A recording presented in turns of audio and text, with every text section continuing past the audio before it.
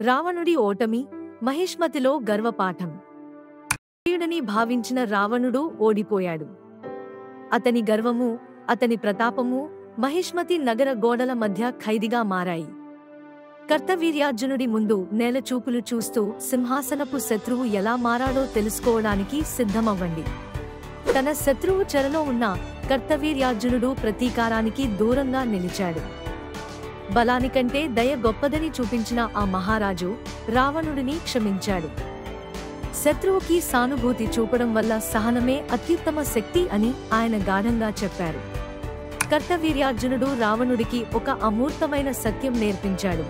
శాశ్వతమని భావించే శక్తి ఒక్క క్షణంలోనే మాయమైపోతుంది. గర్వం ఎన్నటికీ మనసును పెద్దదిగా చేయదు. దయ మాత్రం శాశ్వత ప్రతిష్టను అందిస్తుంది. రావణుడి పడిపోవడం కాదు, కర్తవీర్యార్జునుడి కరుణే నిజమైన గాథ.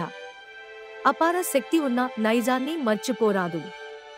ఈ పురాణ గాథలు మనల్ని వినూత్నంగా ఆలోచింపజేస్తాయి. మీరే చెప్పండి, క్షమించడం నిజమైన బలం కాదా? మీకు ఇలాంటి విషయాలు ఆసక్తికరంగా అనిపిస్తే వీడియోకు లైక్ చేయండి. మీ అభిమానాలను కామెంట్స్ ద్వారా పంచుకోండి. ఇంకా ఇలాంటివి తెలుసుకోవాలా? వెంటనే సబ్స్క్రైబ్ చేయండి.